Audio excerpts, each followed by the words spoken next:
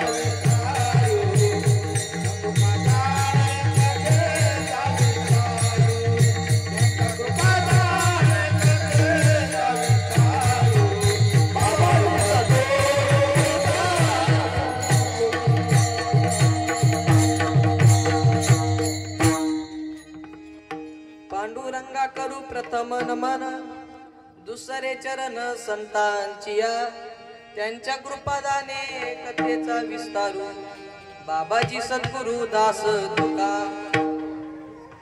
नमो सद्गुरु तुकया ज्ञानदीपा, नमो सद्गुरु सच्चिदानंद रूपा, नमो सद्गुरु भक्त कल्याण मूर्ती, नमो सद्गुरु भास्करा पूर्ण कीर्ती, मस्तक हे पायावरी या वारकरी संतांच्या, तपोज्ञान वैराग्य भक्ती स्वरूपम, सदा लंकृतं साधु संन्यास योगम, मुखे वेश वेदांत शास्त्रार्थ नित्यम, नमो नारायण गिरी परब्रह्म स्वरूपम, नमो ज्ञानेश्वरा नमो ज्ञानेश्वरा, निवृत्ती उदारा सोपान देवा, मुक्ताबाई नमो त्रिभुवन पावनी, अद्यत्रय जननी देवांची, यदक्षरं मनाख्येय मानंदं मज केवलम, श्रीमन्निवृत्तिनाथेति ख्यातं दैवतमाश्रये,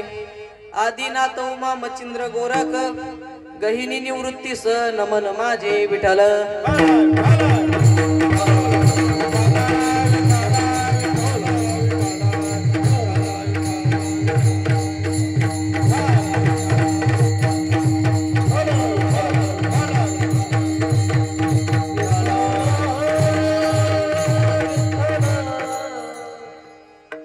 क्षणोक्षणी हाची करावा विचार, क्षणोक्षणी हाची करावा विचार, तरावया पार भव सिंधू, नाशिवंत देह जाणार सकळ, आयुष्य खातो काळ सावधान विठ्ठल।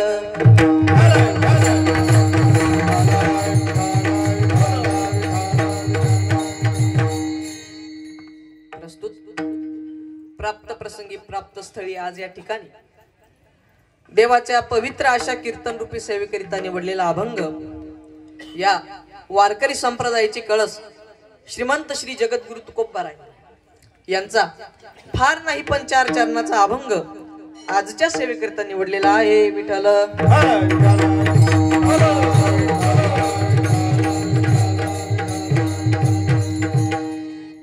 कीर्तनाला सुरुवात करण्यापूर्वी अल्पहासा परिहार देणं गरजेचं आहे. आज कैलासवासी सखाराम देवराम बोराडे बाबांच्या प्रथम पुण्यस्मरणानिमित्त हा 1 दिवसीय कीर्तन सोहळा आयोजित केलेला आहे आणि त्याचप्रमाणे ज्यांच्या माध्यमातून आज इथे येण्याचा योग आला ते या बाबांचे सुपुत्र श्री श्यामराव सखाराम बोराडे यांना मी धन्यवाद देतो.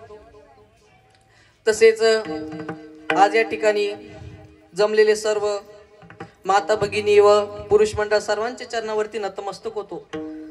तसेच वारकरी संप्रदायाचे भीष्माचार्य एक थोर व्यक्तिमत्व मला योग्य वेळी योग्य असं मार्गदर्शन करणारे बाबा उपस्थित आहेत चंदर बाबा बाबांच्याही चरणावरती नतमस्तक होतो. तसेच आपल्याला गायनाला साथ करणारे हरिभक्तपरायण सुद्धा महाराज धोंगडे असतील, तसेच श्री राजाराम महाराज जाधव असतील, तसेच आपल्याला मृदुंगाला साथ करणारे माझे नाना श्री सतीश महाराज बोराडे असतील त्यांच्याही चरणावरती नतमस्तक होतो. तसेच माझे काका विश्वास काका बोराडे असतील त्यांच्याही चरणावरती नतमस्तक होतो.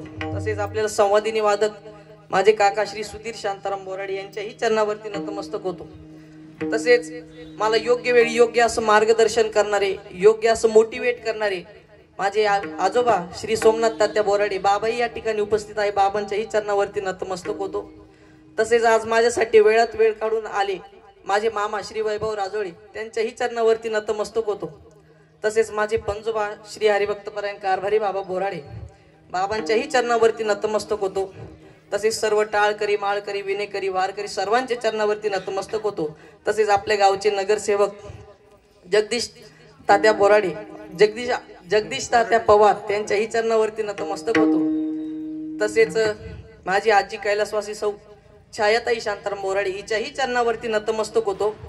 सर्व टाळकरी माळकरी विनेकरी वारकरी सर्वांच्या चरणावरती नतमस्तक होतो. तसेच माझ्या आईवडिलांच्या चरणावरती नतमस्तक होतो. सद्गुरु जोग महाराज यांच्याही चरणावरती नतमस्तक होतो. पंढरीश पांडुरंग परमात्म्याच्या चरणावरती नतमस्तक होतो आणि सेवेला सुरुवात करतो. सेवेला गी सेवक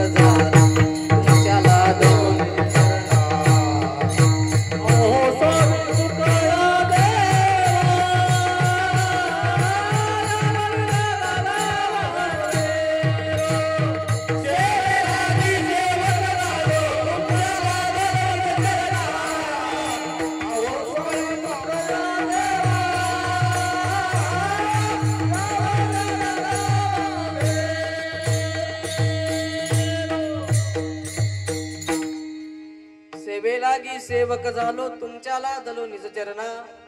अहो स्वामी तुकया देवा यावरी न करावा अव्हेरू विठ्ठल.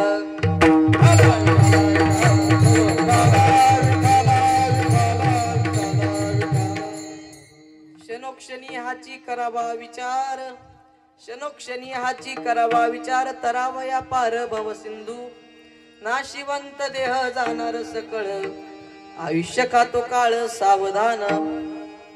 हा अभंग जवळजवळ सगळ्याच भजनांच्या पाठ असतो. नाही तो भजनात कामाला आला निदान शेवटाला न्यायला तरी कामात येतो. असा सगळ्यांच्याच परिचयाचा अभंग आहे. जरी सगळ्यांच्या परिचयाचा असला जरी अनेक कीर्तनकारांनी तो चिंतनासाठी घेतलेला असला आणि जरी अनेक कीर्तनकारांची कीर्तन तुम्ही ऐकले असले तर सगळ्याच कीर्तनकारांचं चिंतन एकसारखंच असेल असं काही नाही. कारण आपल्या गावात अनेक बाया राहतात. मग सगळ्या बाया मिळून एकच भाजी बनवतात का? नाही, प्रत्येकाच्या घरी वेगळी वेगळी भाजी असते. तसंच प्रत्येक कीर्तनकाराचं कौशल्य हे वेगळं असतं आणि म्हणूनच मीही माझ्या कौशल्याप्रमाणेच बोलणार आहे. विठ्ठल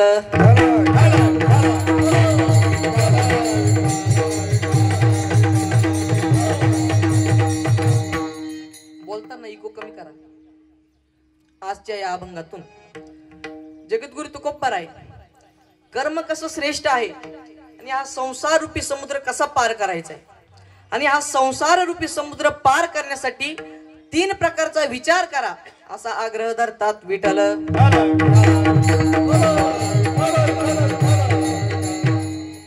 या मृत्यू लोकात फक्त आणि फक्त मानवी जीवनच विचारप्रधान जीवन आहे. या संपूर्ण मृत्यू लोकामध्ये जवळजवळ 84 लाख जीव राहतात. किती? 84 लाख. हे माझं संशोधन नाहीये, हे माझ्या ज्ञानोबरायांचं संशोधन आहे. ज्ञानोबराय म्हणतात की या पृथ्वी तलावरती 84 लाख जीव राहतात. या 84 लाख जीवांपैकी फक्त आणि फक्त मानवी जीवनच विचारप्रधान जीवन आहे. आणि बाकीच्या सगळ्या जीवांचं वर्गीकरण जर आपण केलं तर ते 3 प्रकारात होतं विठ्ठल.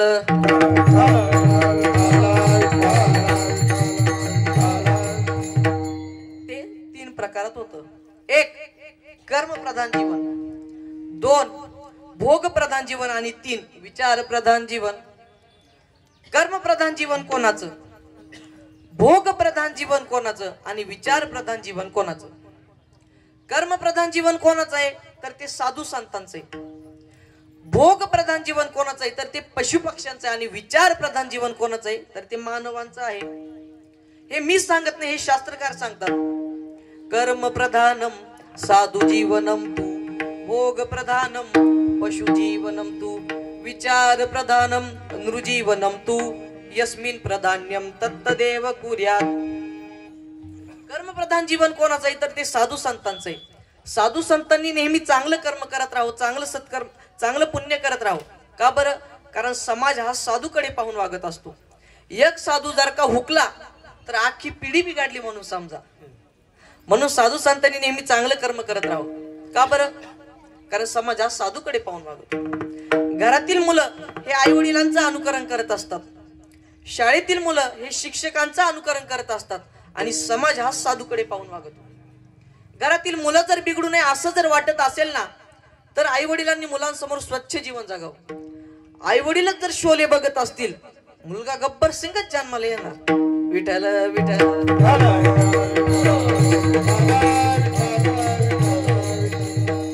आता भोगप्रधान जीवन. भोगप्रधान जीवन कोणाचं आहे बरं? ते पशुपक्ष्यांचं आहे.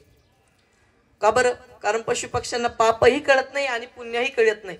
त्यांनी फक्त भोगच भोगावे. पशु काय पाप पुण्य जाणती, उत्तम मध्यम भोग भोगिती. पशुपक्ष्यांना पापही कळत नाही आणि पुण्यही कळत नाही. आता आमच्या आळंदीकडे महाराज लोक जर घरी आले ना, काय महाराज लोक जर घरी आले ना तर लोक त्यांचं स्वागत करतात, त्यांना हार घालतात, त्यांना ओवाळतात. एवढंच काय तर त्यांच्या गाडीला सुद्धा एक हार घालतात. कीर्तनकाराच्या गाडीला सुद्धा हार घालतात, गाडीला सुद्धा ओवाळतात. असंच एक संस्थानिक महाराज घरी आले तर तिथं त्यांचं स्वागत केलं गेलं, त्यांना हार घातला, त्यांना ओवाळलं, त्यांचं औक्षण केलं. आणि मग एवढंच काय त्यांच्या गाडीला सुद्धा एक हार घातला. आणि मग थोड्या वेळानंतर ते लोक महाराजांना घेऊन घरात गेले. मग ते महाराजांना घरात घेऊन गेल्यानंतर तिथं पशुपक्षी आले. मग पशुपक्ष्यांनी विचार केला, महाराजांच्या गाडीला फक्त हारच, अभिषेक पण झाला पाहिजे. समजताय ना? अभिषेक पण झाला पाहिजे. मग ते त्या गाडीवर अभिषेक करतात. का बरं? त्यांना पापही कळत नाही आणि पुण्यही कळत नाही. विठ्ठल.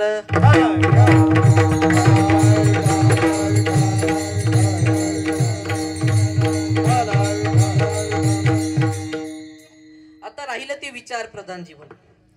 विचारप्रधान जीवन कोणाचं आहे बरं? आपलंही, मानवांचं आहे. कारण चांगल्या आणि वाईट गोष्टींचा विचार करण्याची क्षमता ही आपल्यात आहे. म्हणून आपण विचार करूनच बोललं पाहिजे आणि विचार करूनच वागलं पाहिजे. आपुला आपण करावा विचार, प्रसन्नते सार मन ग्वाही. महाराज जगद्गुरु तुकोबाराय म्हणतात, मानवी देहाला जन्माला आला आणि तो विचारच करत नाही. अहो तो माणूसच नाही, खर आहे. खर खर म्हणजे काय? गाढव. विचार नाही नर खर तो तैसा. म्हणून विचार केला पाहिजे. जरूर करावा विचार नक्की केला पाहिजे. पण विचाराचा काही फायदा असेल तरच विचार करा. बरोबर की नाही? विचाराचा काही फायदा असेल तरच विचार केला पाहिजे. नाहीतर उगा विचार करीता वाया जाय काळ, लटिक्याचे मूळ फजितीचे, त्याने बहुतेक काळ व्यर्थ गेला. जगद्गुरु तुकोबाराय म्हणतात, उगा विचार करीता वाया जाय काळ. लक्ष देऊन ऐका, एक सुंदर दृष्टांत आहे. एक माणूस गवळी वाड्याजवळ राहायचा. तर तिथं त्याने मशीनच्या कळपामध्ये मशीनचा कळप सुटला आणि त्या मशीनच्या कळपामध्ये त्यांनी एक म्हैस बघितली, जिचे शिंग असे वळालेले होते, असे वाकडे. मग तो सतत हाच विचार करायचा, माझं डोकं या म्हशीच्या शिंगातून जाईल की नाही जाणार. महिषाया हा शृंग योहो मध्ये मम शिर प्रवेशती नवा प्रवेशती नवा. माझं डोकं या म्हशीच्या शिंगातून जाईल की नाही जाणार, जाईल की नाही जाणार. विठ्ठल विठ्ठल.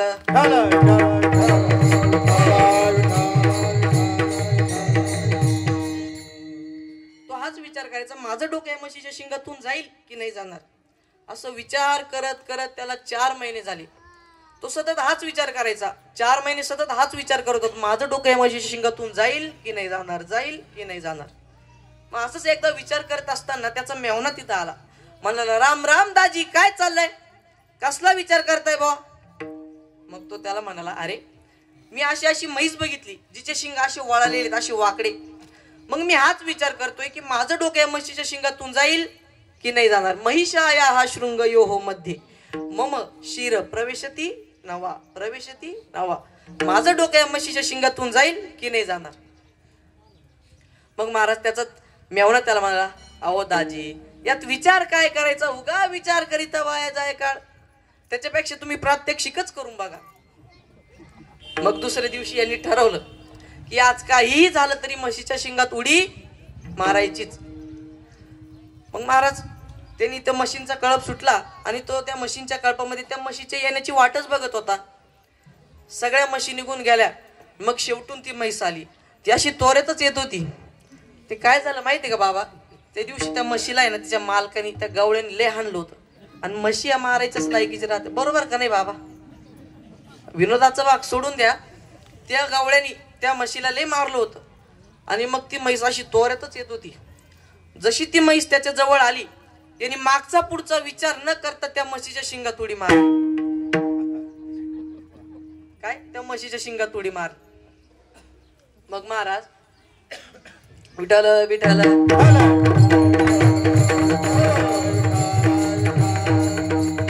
त्यांनी त्या म्हशीच्या शिंगात उडी मारली.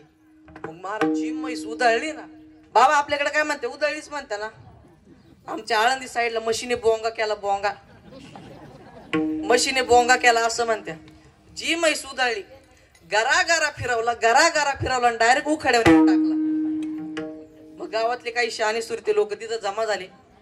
त्यांनी त्याला उचललं, दवाखान्यात नेलं. मग त्याला दवाखान्यात भेटायला त्या मशीनचा मालक तो गवळी गेला आणि म्हणला, काय राव, काय करता तुम्ही, जरा विचार करून तरी उडी मारायची. मग तो म्हणाला, विचार, 4 महिन्यापासून तोच विचार करत होतो. विठ्ठल विठ्ठल.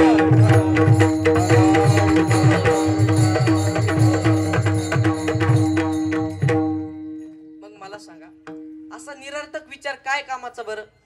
ज्या विचारापासून कुठलाच लाभ नाही, कुठलाच फायदा नाही, असा विचार काय कामाचा. लक्ष देऊन ऐका. मुलं विचार करून अभ्यास करतात आणि पहिला नंबर मिळवतात.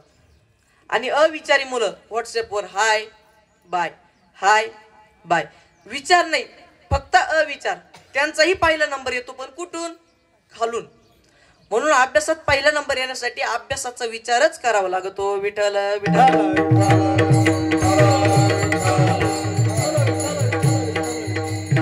आता मला सांगा, त्याला काही गरज होती का म्हशीच्या शिंगात उडी मारून पाहिजे. काय गरज होती. उगा विचार करीता वाया जाय काळ. फालतू विचार करायचाच नाही. अहो तुम्हाला सांगतो, कुठलाही विचार सुद्धा विचार करूनच करायला हवा. काय, कुठलाही विचार सुद्धा विचार करूनच करायला हवा. कळतंय ना, डोक्यावरून जात नाही ना. मी घरी जाऊ का. विठ्ठल विठ्ठल.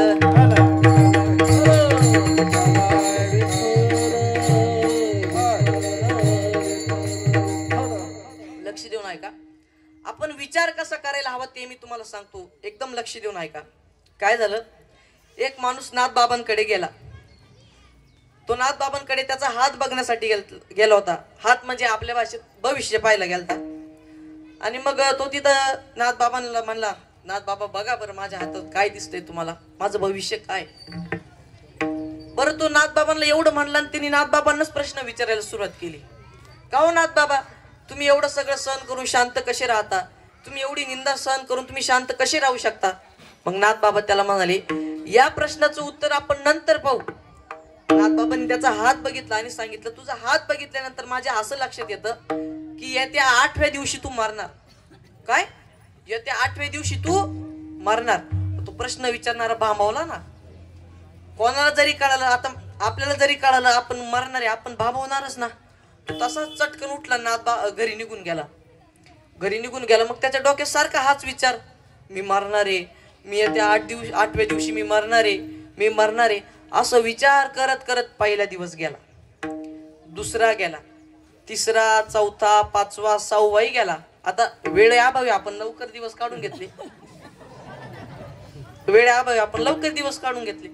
पण 7व्या दिवशी जेव्हा तो अंथरुणावर पडला तेव्हा त्याला काही झोपच येईना. सारखं मी उद्या मरणार आहे, आजची माझी शेवटची रात्र, आजची माझी शेवटची झोप, उद्याचा सूर्य मी पाहणार नाही, उद्या मी मरणार आहे असं विचार करत करत तो झोपला. आणि सकाळी जेव्हा उठला तेव्हा त्याला वाटलं की आपण आता स्वर्गात असू, पण पाहतो तर काय अंथरुणातच. तसाच चटकन उठला, नाथबाबांकडे निघून गेला. नाथबाबा म्हणला, का हो नाथ बाबा, तुम्ही तर मला म्हणले होते की येत्या 8व्या दिवशी तू मरणार आहे म्हणून, पण मी तर जिवंतच आहे. मग नाथबाबा त्याला म्हणाले, या पण प्रश्नाचं उत्तर आपण नंतर पाहू, पण तू आधी मला सांग, या 8 दिवसात तू कुणाशी भांडलास का? तो म्हणाला, नाही. कुणाला त्रास दिला का? नाही. कुणाला दुखावलं का? नाही. मग नाथबाबा त्याला म्हणाले, मग मला सांग, या 8 दिवसात तू नेमकं केलं काय? मग तो सांगायला लागला, अहो तुम्ही म्हणले या त्या 8व्या दिवशी तू मरणार आहे. मग माझ्या डोक्यात सतत हाच विचार, मी मरणार आहे. आणि काल जेव्हा मी अंथरुणावर पडलो तेव्हा तर मला काही झोपच येईना. सतत हाच विचार, मी उद्या मरणार आहे, आजची माझी शेवटची रात्र, आजची माझी शेवटची झोप, उद्याचा सूर्य मी पाहणार नाही. मग मी मरायच्या आधी ठरवून टाकलं की ज्यांना ज्यांना मी त्रास दिला त्यांची क्षमा मागायची, ज्यांना मी दुखावलं, ज्यांची बांध कोरली त्यांची क्षमा मागायची. इतकी वर्ष ज्या भावंडांबरोबर बोललो नाही त्या भावंडांबरोबरचं लहानपण आठवायचं, सगळे वाद वैर भांडणं मिटवून टाकायचे. आता कुठे मन हलकं झाल्यासारखं वाटतंय. ज्यांनी मला दुखावलं त्यांना मी मनोमन माफ करून टाकलं, जणू काय माझा पुनर्जन्मच झालाय.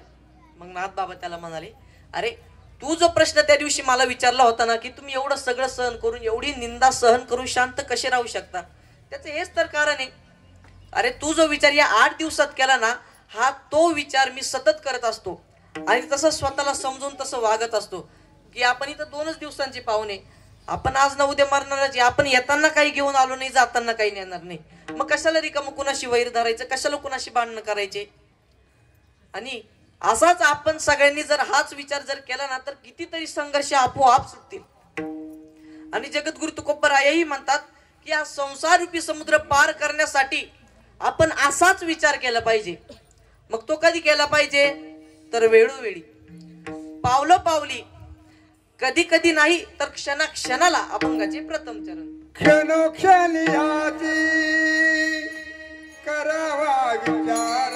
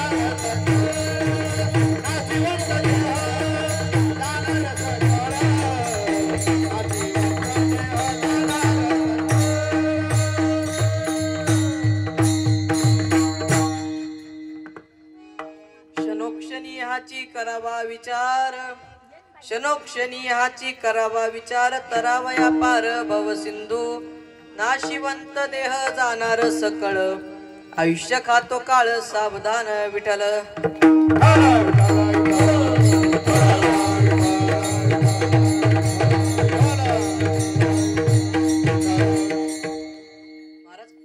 जाणं हा प्रकृतीचा नियम आहे, जाणं या नियतीचा नियम आहे. जो व्यक्ती जन्माला आला त्याला एक ना एक दिवस जायचंच आहे.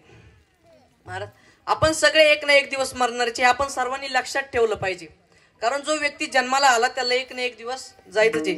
ज्या दिवशी आपण जन्माला आलो ना त्या दिवसापासूनच आपण आपलं मरण सोबत घेऊन आलेलो असतो. आणि असा एकही व्यक्ती या पृथ्वी तलावरती नाही की ज्याने जन्म घेतला पण तो मेलाच नाही. हाय का असं कोणी? तुमच्या पाहण्यात असलं तर मलाही सांगा, तेवढीच माहिती नानात थोडीशी भर. हाय का कोणी असा? नाही. अहो आपले आजी पंजे गेले, आपल्यालाही जावंच लागणार आहे.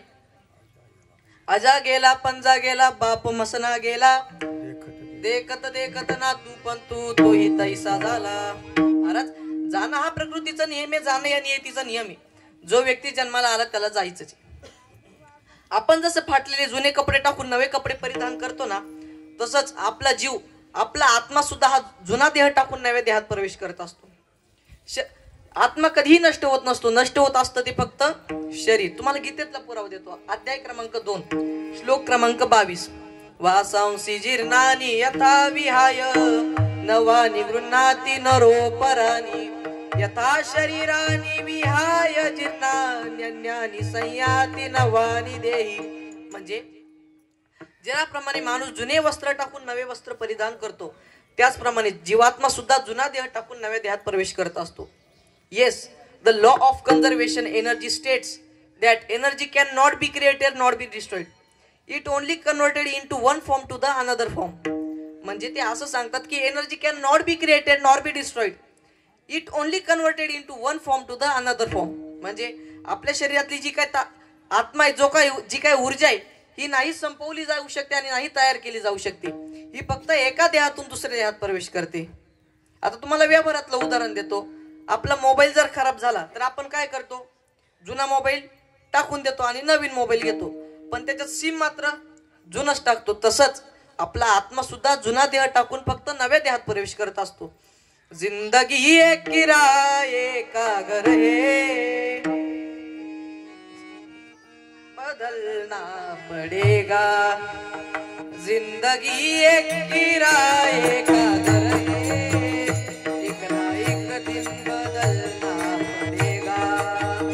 मौत जब तुझको आवाज देगी घर से बाहर निकलना पड़ेगा. महाराज आपण इथं 2च दिवसांचे पाहुणे. आपण येताना काही घेऊन आलो नाही, जाताना सुद्धा काही नेणार नाही. जगद्गुरु तुकोबाराय आपल्याला हेच सांगतात की जीवन एक क्षणभंगुर आहे. या क्षणाला आपण जिवंत आहोत, पुढच्या क्षणाला आपण जिवंत असूच हे सांगता येत नाही. अहो जगातील कितीही श्रीमंत व्यक्ती असू द्या, कितीही पैशावाला असू द्या, कितीही बलवान असू द्या, पण काळापुढे त्याचं काहीच चालत नाही. कारण जन्ममरणी आपल्या हातात नाहीच आहे. महिला मंडळ थोडं पुढे सारखा पाठीमागे विठ्ठल विठ्ठल.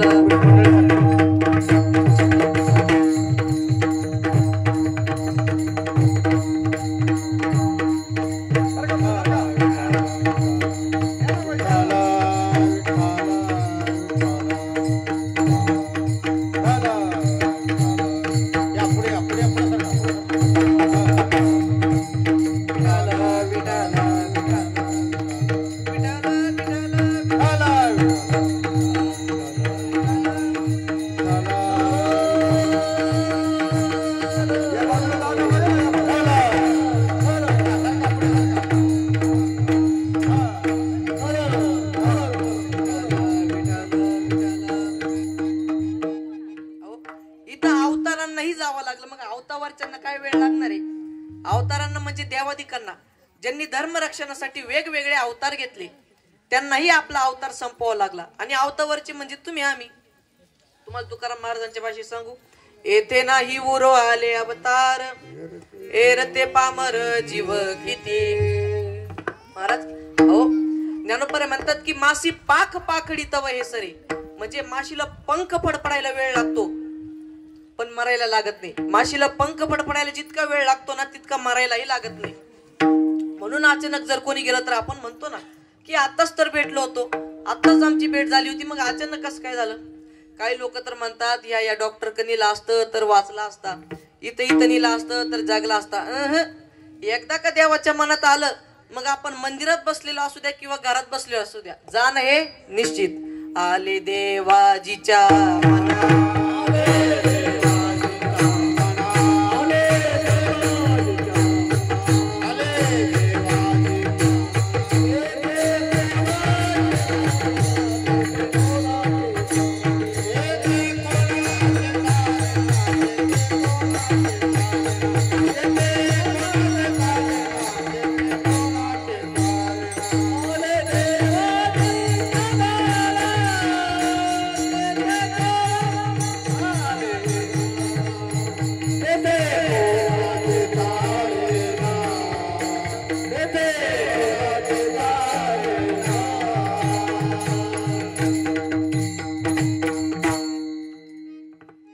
देवाजीच्या मना तेथे कोणाचे चाले ना.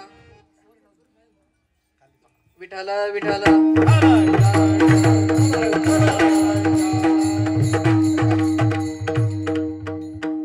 महाराज, जाणं हा प्रकृतीचा नियम आहे, जाणं या नियतीचा नियम आहे. जो व्यक्ती जन्माला आला त्याला एक ना एक दिवस जायचंच आहे. प्रत्येकाचं आयुष्य ठरलेलं आहे.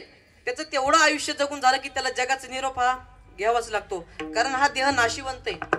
आकाश, अग्नी, जल, वायू आणि पृथ्वी या पंचमहाभूतांनी बनलेलं शरीर आणि सात्विक, राजस, तामस या 3 गुणांनी जडलेलं हे शरीर क्षणाक्षणाला रंगरूप पलटत असतं. क्षणाक्षणाला कितीतरी पेशी तयार होतात आणि कितीतरी मारतातही. एकदा का शरीराचं संतुलन बिघडलं तर कधी कधी मृत्यूला पण सामोरं जावं लागतं. का बरं? कारण हा देह नाशिवंत आहे. तेच जगद्गुरु तुकोबर आहे अभंगाच्या 2ऱ्या चरणात. नाशिवंत देह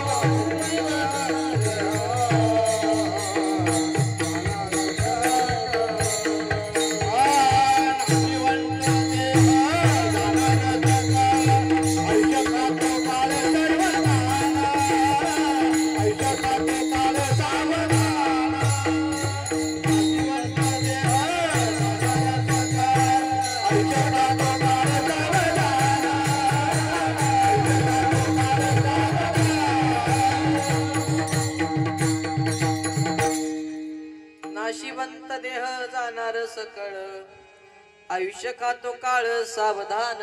महाराज जगद्गुरु तुकोबर म्हणतात की वेळीच सावध व्हा. कारण ज्यावेळेस आपला अंतकाळ आपल्या जवळ येईल त्यावेळेस आपल्याला प्रश्न पडेल की आपण जन्माला येऊन काय केलं. कारण आपण येताना काही घेऊन आलो नाही आणि जाताना सुद्धा काही नेणार नाही. मग मला तुम्ही सांगा, स्वतःच्या स्वार्थासाठी धडपडणं, दुसऱ्याचं बांध कोरणं, संपत्ती प्रतिष्ठा मिळवण्यासाठी खालच्या थराला जाणं, स्वतःच्या स्वार्थासाठी दुसऱ्याच्या वाटेला आलेलं ओरबाडून घेणं, इतका मात, इतका उन्मत्तपणा कशासाठी? कारण काळ आपल्यावर केव्हा झडप घालेल हे सांगता येत नाही. म्हणून कुठल्याही पापाचं भागीदार न होता चांगलं जीवन जगा. अहो, जगविजेता सिकंदर म्हणणाऱ्याने प्रचंड संपत्ती कमवली होती, पण जेव्हा तो मेला तेव्हा त्याचे दोन्ही हात रिकामीच होते. लंकेच्या संपत्तीचं वर्णन करून शेवटी जगद्गुरु तुकोबारे सांगतात, तुका म्हणे ज्याची संपदा एवढी, सांगा ते कवडी गेली नाही. असं म्हणतात की रावणाचं राज्य हे 14 चौकडीच होतं. काय असं म्हणतात की रावणाचं राज्य हे 14 चौकडीचं होतं. 14 चौकडीचं म्हणजे कसं? सत्ययुग, त्रेतायुग, द्वापरयुग आणि कलियुग अशा 4 युगांची मिळून एक चौकडी बनते. अशा 14 चौकड्या होईपर्यंत टिकणारं राज्य हे रावणाचं होतं, पण तेही लायाला गेलं. जगद्गुरु तुकोबारे सांगतात, 14 चौकडीचा लंकापती, त्याची कोण झाली गती. अहो, 14 चौकडीच्या राज्यावर राज्य करणाराही धुळीला मिळाला. काय? 14 चौकडीच्या राज्यावर राज्य करणाराही धुळीला मिळाला. मग 14 वर्ष राज्य करणाऱ्याची काय गती होणार आहे? तुम्हाला सांगतो, आपण किती संपत्ती कमवली, किती पैसा कमवला, किती जमीन, किती घरदार, बंगला कमवला, हे आपण गेल्यानंतर आपल्या सोबत येत नसतं. आपण गेल्यानंतर आपल्या सोबत येत असतं ते आपण केलेलं भगवंताचं नामस्मरण, भगवंताची भक्ती, आई वडिलांची सेवा, दान धर्म, केलेलं सत्कर्म, केलेलं पुण्य हे आपल्या सोबत येत असतं. कारण म्हणून जगद्गुरु तुकोबारे म्हणतात की लवकरात लवकर परमार्थाला लागा. कारण आपले सुरुवातीचे 15-20 वर्ष तर बालपणातच जातात. पुढचे 15-20 वर्ष लग्न, मी पण संसार, मुलं बाळ, लग्न याच्यातच जातात. 40-45 वर्षी थोडं शहाणपण येतं, पण तेव्हा आपल्याला वार, संसार याची चिंता लागलेली असते. आणि शेवटचे 15-20 वर्ष तर म्हातारपणातच जातात, आजारपणात जातात. आणि तेव्हा जर आपण म्हणलं की एखादा ग्रंथ वाचू तर डोळ्यांनी नीट पाहता येत नाही, कारण तेव्हा इंद्रिय नीट काम करते नाही. आपण जर म्हणलो कीर्तन ऐकायला जाऊ तर कानाने नीट ऐकता येत नाही. आपण म्हणलो की एखादा ग्रंथ वाचू तर डोळ्यांनी नीट बघता येत नाही. आणि आपण जर का म्हणलो का भगवंताचं नामस्मरण करू तर तोंडाने नीट बोलता येत नाही. म्हणून जगद्गुरु तुकोबारे म्हणतात, लवकरात लवकर परमार्थाला लागा. परमार्थाला लागा, पण कसं? अभंगाचे 3रे चरण. संत सभागा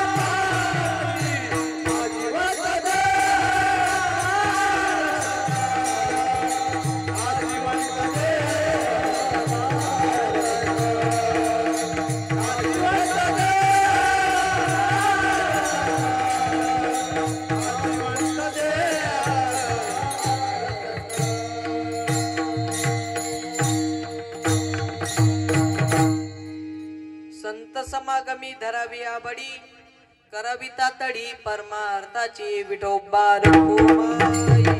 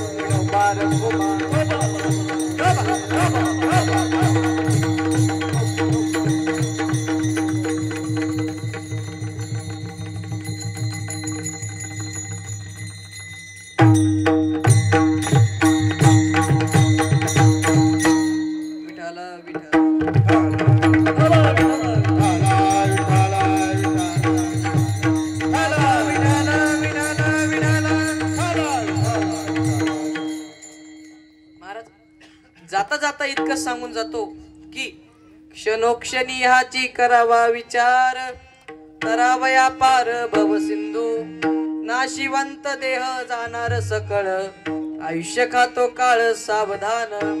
महाराज आई वडिलांची सेवा करा, भगवंताचं नामस्मरण करा। हा संसार रूपी समुद्र पार करायचा असेल ना तर भगवंताचं नामस्मरण करा आणि आपल्या देहाचं सार्थक करून घ्या। आता सगळेच लोक म्हणतात की आईची सेवा करा, आईची काळजी घ्या, आईची सेवा करा, आईची काळजी घ्या। मग बापाला काय गोळ्या घालायच्या का? बापाला काय गोळ्या घालायच्या का? नाही महाराज। शिवरांचे मुलांच्या जीवनात सर्वात महत्वाचं पात्र जर कोण असेल ना, बरं का, बारकाईने जर विचार केला ना तर मुलांच्या जीवनात सर्वात महत्वाचं पात्र जर कोण असेल तर तो बाप आहे। महाराज सचिन तेंडुलकरने, विराट कोहलीने या स्टंप पासून ते त्या स्टंप पर्यंत 100 धावा केल्या, 100 रन काढले तर आपण लगेच टाळ्या वाजवतो, आनंद व्यक्त करतो। पण उन्हाळ्यात 47 डिग्री तापमानात या बांधापासून ते त्या बांधापर्यंत वक्राच्या हजारो धावा आपल्या बापाच्या झालेल्या असतात, हे आपल्या कधीच लक्षात येत नाही। आज सिनेमातले हिरोचे 6 पॅक पाहून आपण त्याला आपला आयडियल मानतो, पण शेतात ढोरासारखा राबणारा बाप, कष्ट करणारा बाप, ज्यांनी संपूर्ण आयुष्य शेतात कष्टात काढलं, त्याला मात्र आपली पोरं आयडियल मानत नाही. फार मोठी शोकांतिक आहे. काय असतो तो बाप? बाप स्वाभिमानी माना बाप कनखर कना, त्याच्या काळजात सुद्धा जाळूची संवेदना, त्याची पहाडाची छाती, त्याचे हृदय गुलाब, त्याच्या गामाच्या देवाना हिऱ्या मोत्याचा रुबाब. बाप तलवार ढाल, बाप पेटती मशाल, बाप जागतो म्हणून घर झोपते कुशाल, बाप घराचा पाया आई कळस त्यावर, जेव्हा खचतो ना पाया तेव्हा कोसळते घर, तेव्हा कोसळते घर. महाराज, बाप जीवनात कधी खचत नसतो, कधी हार मानत नसतो. पण महाराज, बाप जर जीवनात कधी खचत असेल, जर कधी हार मानत असेल ना, तर तो फक्त आणि फक्त त्याची लेक सासरी जाताना. बाप साठवतो अश्रू फक्त एका क्षणासाठी, जन्मभराचे रडतो लेक जाताना सासरी, लेक जाताना सासरी.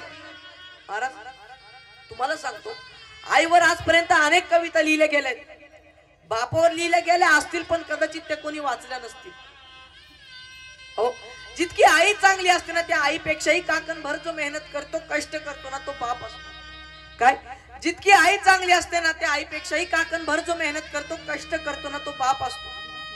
आई मला 1 रुपया दे, आई मला 1 रुपया दे म्हटल्यावर पाकिटातून 1 रुपया काढून देणारी आई सगळ्यांच्याच लक्षात आहे. पण पोराचं ऍडमिशन घेण्याकरता 2-2 लाख रुपये व्याजाने काढून तुमच्या शाळेची फी भरणारा बाप किती पोरांच्या लक्षात राहिला, विचार करावा लागेल आम्हाला.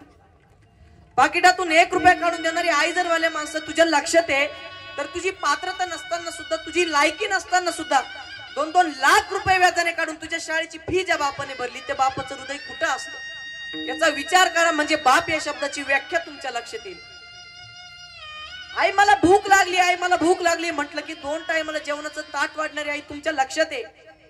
पण ज्या बापाने संपूर्ण आयुष्य शेतात कष्टात रात्रीचं दिवस करून, हाडाचं काळं करून, रक्ताचं पाणी करून, जी 10 एकर जमीन घेऊन आमच्या आयुष्यभराच्या जेवणाची सोय केली, तो बाप किती पोरांच्या लक्षात राहिला.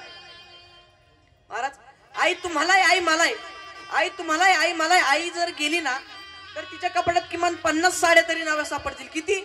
50. पण महिन्याला 50-50 हजार रुपये आपला बाप कमवत होता. पण कधी 5वा ड्रेस सोडून त्याने 6वा ड्रेस सुद्धा कधी स्वतःला शिवला नाही. तो बाप आहे. बापाने दिवाळीला सगळ्यांना कपडे घेतले, पण स्वतःची बनियान फाटली असून साधी 50 रुपयाची बनियान त्याने कधी स्वतःला घेतली नाही. हो, माझ्या मुलाला नोकरी लागली म्हणून अख्ख्या गावाला पेढे आई वाटणारी आई तुमच्या लक्षात आहे. काय? माझ्या मुलाला नोकरी लागली म्हणून अख्ख्या गावाला पेढे वाटणारी आई तुमच्या लक्षात आहे. पण माझ्या मुलाला नोकरी लागलीच पाहिजे याच्याकरता 25-25 लाखाची बॅग हातात घेऊन संस्था चालकाच्या पाया पडणार फक्त बापच होता. मग बापाने कधी हा विचार नाही केला की याला जर जिल्ह्याबाहेर नोकरी लागली आणि हा तिकडेच राहायला लागला तर माझं म्हातारपण कसं जाणार. आणि एवढं असून सुद्धा आज 20-25 वर्षाचा मुलगा सहज बोलून जातो की माझ्या बापाला जीवनात काहीच कमवता नाही आलं. मुलगीही तसंच म्हणते, पण तरी बाप त्याकडे दुर्लक्ष करतो. का दुर्लक्ष करतो? कारण उरा मंदी माया त्याच्या काळ्या मेघावानी, दाखविना कधी कुणा डोळ्यातल पाणी. जिजू जिजू संसाराचा गाडा हाकला, ओटावरी आसू जरी कना वाकला. गडीभर तू थांब जरा, ऐक त्याची दापर, लई अवघड हाय गड्या उमगाया बापर, उमगाया बापर. महाराज, वडील गेल्याचं दुःख काय असतं हे ज्याचे वडील गेले ना त्यालाच माहित असतं. वडील गेल्यावर ना आईच्या बांगड्यांचा कप्पा रिकामा होतो, आरशावर टिकल्या सापडत नाहीत, फुलं उरतात ती फक्त निर्मल्य पुरती, आईच्या साडीचे रंग निमुळते होतात, वडील जातात तेव्हा फक्त वडील जात नाही तर आपल्या आईचं पत्नी पण घेऊन जात असतात. मी नेहमी सांगत असतो की जोपर्यंत आपले आई वडील जिवंत आहेत तोपर्यंत आपल्याला त्यांची किंमत कळत नाही. एकदा का आपले आई वडील आपल्याला सोडून हे जग सोडून गेले की मग त्यांची किंमत कळते. मी नेहमी सांगत असतो की दोन गोष्टी करत असताना नेहमी भीत जा. एक, संसार करत असताना बापाला, आणि दोन, परमार्थ करत असताना पापाला. ज्या दिवशी आपल्या जीवनातला बाप जातो ना त्यावेळेस समजून जायचं की माणसाच्या जीवनातला आधार वड कायमचा गेला, आणि ज्या दिवशी आपल्या जीवनातली आई जाते ना त्यावेळेस समजून जायचं की माणसाच्या जीवनातली मायेची सावली कायमची गेली. अहो, या महाराष्ट्राचे आराध्य दैवत माझे छत्रपती शिवाजी महाराज 1674 ला या महाराष्ट्राचे राजे झाले. सर्व किल्ले राजांच्या ताब्यात होते. 32 मन सोन्याच्या सिंहासनावर राजे विराजमान असताना, सोन्याचं मुकुट डोक्यावर असताना राजे रडायला लागले. आऊसाहेबांनी राजांना बघितलं आणि आऊसाहेब राजांजवळ गेला. म्हणाल्या, काय हो राजे, काय झालं? अहो, तुम्ही या स्वराज्याचे मालक आहात, या स्वराज्याचे राजे आहात, सर्व किल्ले तुमच्या ताब्यात आहे. 32 मन सोन्याच्या सिंहासनावर तुम्ही विराजमान असताना, सोन्याचं मुकुट डोक्यावर असताना तुम्ही रडताय का? तुम्हाला मुकुट आवडलं नाही का? आवडलं आऊसाहेब. तुम्हाला सिंहासन आवडलंय नाही का? आवडलं आऊसाहेब. मग रडतोय का माझा राजा, रडतोय का? मग महाराज, शिवाजी महाराजांनी दिलेलं उत्तर विचार करण्यासारखं होतं. लक्ष देऊन ऐका. शिवाजी महाराज म्हणाले, आऊसाहेब, मला माहिती आहे मी या महाराष्ट्राचा मालक, या स्वराज्याचा राजा आहे, सर्व किल्ले माझ्या ताब्यात आहे, 32 मन सोन्याच्या सिंहासनावर मी विराजमान आहे, सोन्याचं मुकुट माझ्या डोक्यावर आहे. पण मी या महाराष्ट्राचा मालक झालो, या स्वराज्याचा राजा झालो, मी या 32 मन सोन्याच्या सिंहासनावर विराजमान आहे, हे बघायला तुमच्या कपाळावरचं कुंकू जिवंत नाही हो. आज तुमच्या कपाळावरचं कुंकू हवं होतं. बघा, जो या महाराष्ट्राचा मालक झाला त्यालाही असं वाटत होतं की हे मालकत्व बघायला माझा बाप जिवंत असायला हवा. मग तुम्हाला आणि मला का वाटू नाही? आपण तर छोटी माणसं आहे. म्हणून माझी तुम्हाला हात जोडून विनंती की आई वडिलांची सेवा करा आणि भगवंताचं नामस्मरण करा. शेवटी जगद्गुरु तुकोबाराय सांगतात की या इहलोकीच्या व्यवहारात तुम्ही प्रत्यक्षात डोळ्याने पाहिल्याशिवाय कुठल्याही गोष्टीवर विश्वास ठेवू नका. कारण डोळ्यात आणि कानात 4 बोटाचं अंतर असतं. डोळ्यात जर समजा दूर गेला तर आपण समोरचं काय ते नीट बघू शकत नाही, पडण्याचीही शक्यता असते. आणि कुठलीही गोष्टी आपण कानाने ऐकल्याशिवाय विश्वास ठेवू नका. कारण या इहलोकीच्या व्यवहारात तुम्हाला प्रत्यक्षात पाहिल्याशिवाय तुम्ही विश्वास ठेवू नका. हे जगद्गुरु तुकोबाराय अभंगाच्या 4थ्या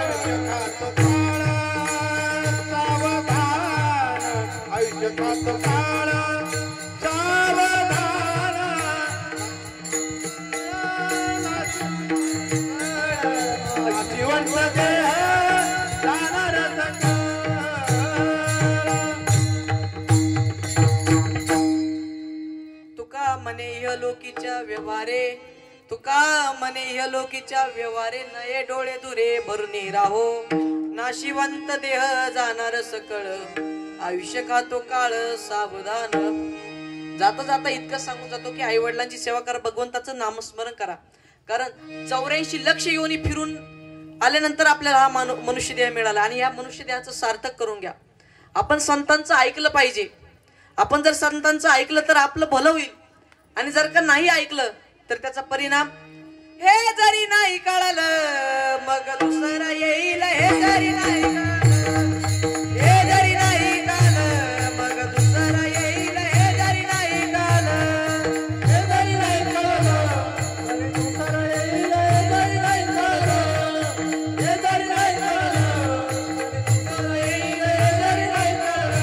हे सरद शेवटी बा काळ बांधून नेईल. सरद शेवटी बा काळ बांधून नेईल.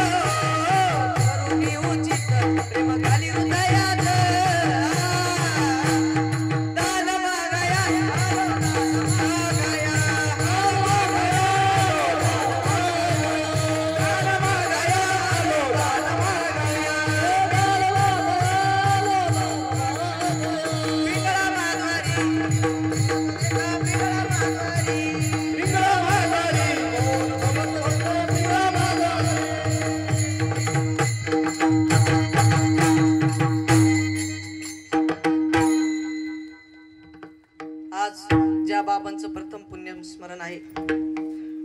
कैलासवासी श्री सखाराम देवराम बोराडे बाबांच्या कुटुंबियांचा परिचय करून त्याने वक्त्याचा आद्य कर्तव्य. त्यांची आई गंगा भागीरथी गीताबाई देवराम बोराडे, पत्नी गंगा भागीरथी मुक्ताबाई सखाराम बोराडे, भाऊ अशोक देवराम बोराडे, बहीण सुनीता सुदाम खालकर, मुलगा श्याम सखाराम बोराडे, मुलगी अश्विनी कैलास नाटे, भाऊ शंकर सहादू बोराडे, भाऊ रोहिदास सहादू बोराडे, भाऊ विलास कचरू बोराडे, आत्या गंगा भागीरथी पार्वताबाई बहिरू महाले, बहीण गंगा भागीरथी छाया संजय हारक, भाऊ श्री ज्ञानेश्वर देवराम बोराडे, मुलगी सौ मयुरी किरण दळवी, चुलता श्री नाना देव शिवराम बोराडे, भाऊ श्री रामदास सहादू बोराडे, भाऊ किसन सहादू बोराडे, भाऊ पंडित सहादू बोराडे, भाऊ सोमनाथ सहादू बोराडे. बाबांचा भरगतचा असा मोठा परिवार होता. मी वारकरी संप्रदायाच्या वतीने पंढरीश पांडुरंग परमात्म्याच्या चरणी इतकीच प्रार्थना करतो की देवाने बाबांना त्याच्या चरणी जागा द्यावी. ज्ञानेश्वर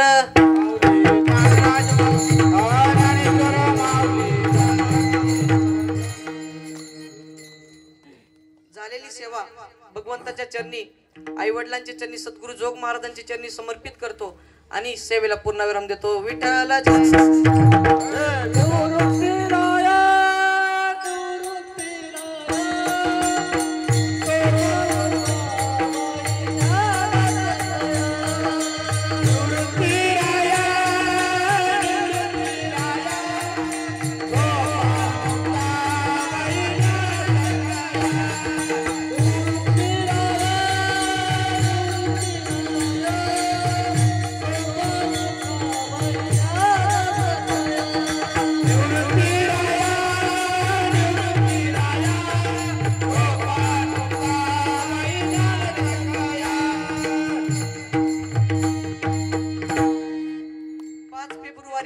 17 फेब्रुवारी काशी अयोध्या तीर्थयात्रा जाणार आहे.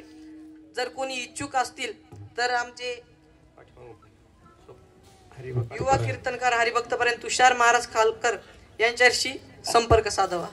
विठ्ठल जय जय